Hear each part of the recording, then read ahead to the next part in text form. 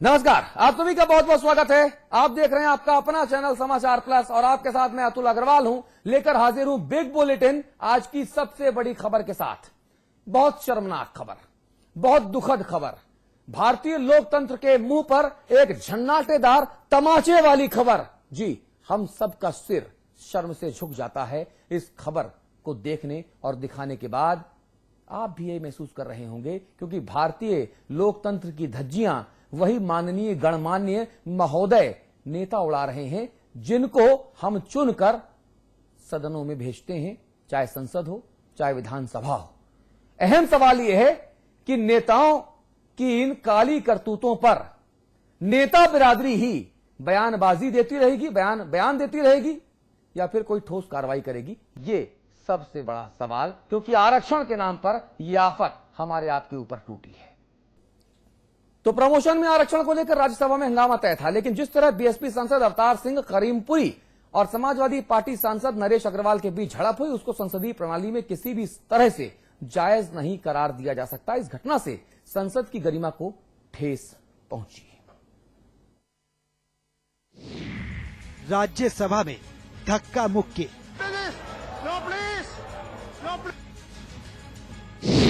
संसद की गरिमा फिर हुई तार-तार।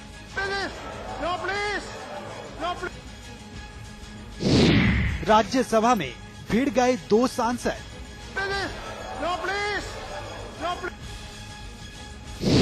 बीएसपी एसपी सांसदों के बीच झड़प। ये वो तस्वीरें हैं जिन्होंने एक बार फिर दुनिया के सबसे बड़े लोकतांत्रिक राष्ट्र को शर्मसार कर दिया। राज्यसभा में बीएसपी और एसपी के सांसद के बीच धक्का मुक्की हुई।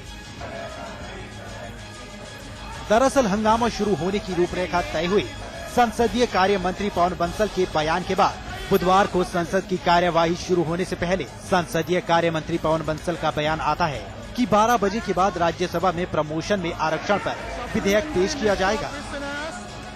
इसके बाद माना जा रहा था कि हंगामा होगा। सदन की कार्यवाही शुरू हुई तो हंगामे के चलते 12 बजे तक स्थगित कर दी गई। 12 बजे जैसे ही सदन की कार्यवाही फिर शुरू हुई तो बीएसपी सांसद अवतार सिंह और एसपी सांसद नरेश अग्रवाल के बीच झड़प हो गई। एसपी सांसद नरेश अग्रवाल ने कहा कि वो बिल फाड़ने के लिए नहीं जा रहे थे। कुछ अभद्र बसपा के संसद सदस्यों ने अपने नेतृत्व के कहने पर मेरे साथ जो व्यवहार करने की कोशिश की, मैंने उसका विरोध किया और मैं कहता हूँ ये संसदीय परंपरा नहीं है, बसपा को संसदीय परंपरा को सीखना है। जबकि बीएसपी सांसद अवतार सिंह संसद भवन से बाहर निकलने के बाद मीडिया से बचते हुए नजर आए। वो मीडिया के कैमरों को चकाते हुए भाग निकले। बावजूद इसके बीएसपी सुप्रीमो मायावती ने एसपी पर निशाना साधा तो सपा प्रमुख मुलायम सिंह यादव ने बीएसपी पर हमला किया। मैं आपको ये बताना चाह रही हूँ कि ये SC/ST के प्रमोशन में रिजर्वेशन का जो मामला जो लटका है, ये इंट्रोड्यूस तो हो गया लेकिन अभी पास नहीं हुआ है। तो ये जो अभी लटका हुआ है, अभी पास नहीं हुआ है, तो इसके लिए सही मायने में जिम्मेवार तो मैं कांग्रेस पार्टी, इनके सहयोगी दलों को, भारतीय जनता पार्टी और उनके सहयोगी दलों को, यूपीए और एनडीए दोनों को जिम्मेवार मैं मानकर चलती हूँ। समाजवादी पार्टी अब जनता के बीच में विरोध करेंगे और क्या परिणाम कांग्रेस पार्टी को मिलेगा अच्छी तरह से, क्योंकि प्रमोशन में जूनियर को सीनियर को जूनियर बनाने का ये कोई मामूली बात है, ये तो मजाक कर रखा। वहीं इस घटना पर तमाम दलों के साथ सरकार की भी प्रतिक्रिया आई। सभी दलों ने एक सुर में संसदीय लोकतंत्र में दुर्भाग्यपूर्ण करार दिया। बहरहाल तमाम हंगामे के बीच राज्यसभा में बिल तो पेश हो गया, लेकिन एक बार फिर संसद की कार्यवाही हंगामे की भेंट चढ़ गई और हंगामे की वो तस्वीर भी इतिहास के पन्नों में दर्ज हो गई, जिसे जब भी याद किया जाएगा भारतीय लोकतंत्र शर्मसार होगा। अनूप रावत, समाचार प्लस। नरेश अग्रवाल साहब मौजूद हैं। आप समाजवादी पार्टी के राज्यसभा के सांसद हैं। नरेश अग्रवाल साहब, समाचार प्लस पर आपका बहुत बहुत स्वागत है। अग्रवाल साहब, एक के बाद एक तमाम तरह की बातें कही जा रही हैं, लेकिन तस्वीरें जो बानगी बता रही हैं धन्यवाद। वो साफ तौर पे ये बता रही हैं कि जब आप गर्भगृह में जा रहे थे तो बहुजन समाज पार्टी के सांसद करीमपुरी साहब ने आपकी बाह पकड़ी, आपका हाथ पकड़ा, उसके बाद क्या हुआ? नहीं, मैं तो खुद कह रहा हूँ, एक सुनियोजित षड्यंत्र की तरह मेरे ऊपर अटैक करने की रणनीति उनकी थी। मैं जैसे उठा और वेल की तरफ जाने लगा, करीमपुरी ने पहले मुझे धक्का दिया, मेरे दोनों हाथ पकड़ लिए और कुछ सांसदों ने मुझे पकड़ा। मैं अपने को छटक के बचा के निकला। और ये आप सब लोग इससे सहमत होंगे, अगर कल आपको ही कोई पकड़ ले एकदम आके, तो आप क्या करेंगे? अपना बचाव करेंगे कि नहीं करेंगे? अगर हमने बचाव किया तो मैंने अपने हित में किया है, और मैं तो कहूंगा कि इस सभी चीजों की उच्च स्तरीय जांच करा ली जाए और जो एमपी इसके लिए दोषी हो उसकी सदस्यता समाप्त की जाए। नहीं, लेकिन बड़ा सवाल यहाँ पर है कि करीमपुरी साहब की मंशा क्या थी? देखिए, सदन में हर सदस्य का यह अधिकार है, ये संवैधानिक अधिकार है कि वो किसी बिल विशेष का विरोध करे, लेकिन कोई सांसद या सांसदों का समूह उस व्यक्ति विशेष को घेर ले, धक्का मुक्की करे। मायावती मौजूद उस सदन में है, तमाम दूसरे नेता उस सदन में मौजूद हैं और कोई कुछ बोलने को तैयार नहीं। ये बहुत शर्मनाक है। मैं तो इससे सहमत हूँ। मैं भी कहता हूँ बड़ा निंदनीय, मैंने इसकी निंदा की।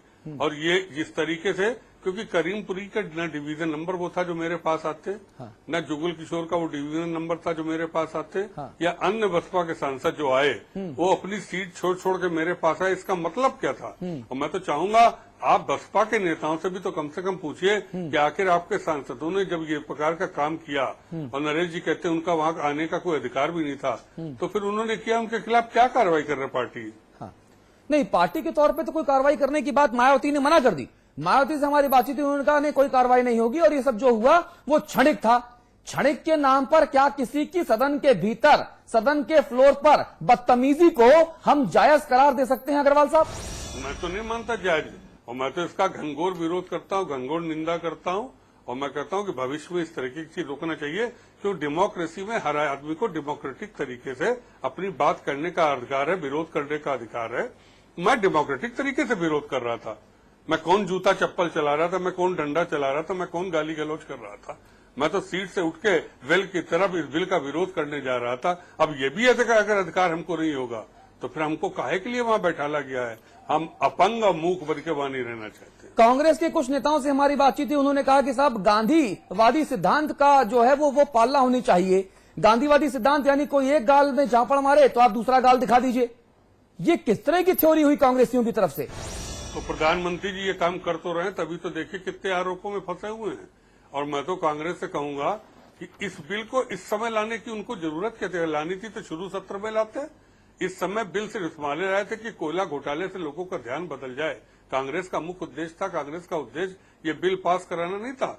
और अगर बिल संवैधानिक संशोधन करना था तो कम से कम 72 घंटे पहले वो संशोधन की कॉपी तो हम लोग को भेज देते, जिससे हम लोग पढ़ लेते। आज ही उन्होंने इंट्रोड्यूस किया, आज ही बहस करेंगे और आज ही पास करा लेंगे। ये डेमोक्रेटिक कौन सा तरीका हुआ?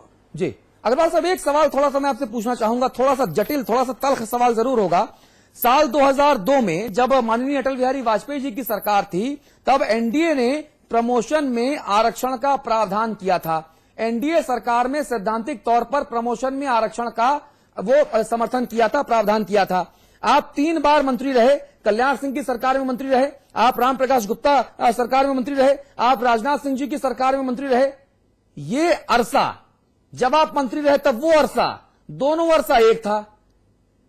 अब और तब में मानसिक तौर पर इतना बदलाव कैसे? देखिए, जब हम मंत्री थे कभी बिल नहीं आया।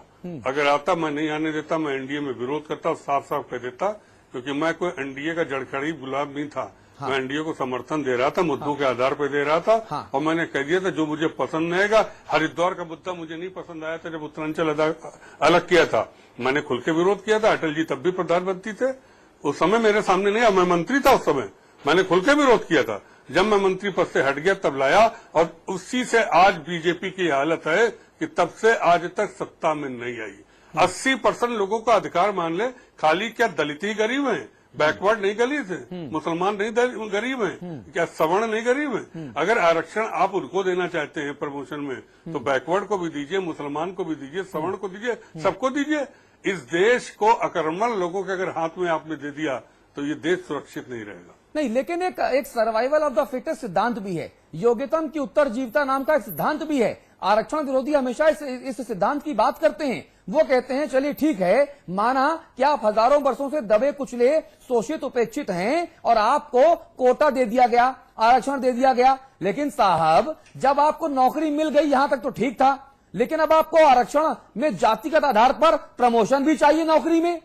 अरे भाई, योग्यतम की उत्तरजीविता या राइट टू इक्वेलिटी सिद्धांत की आप ऐसी की तैसी क्यों कर रहे हैं?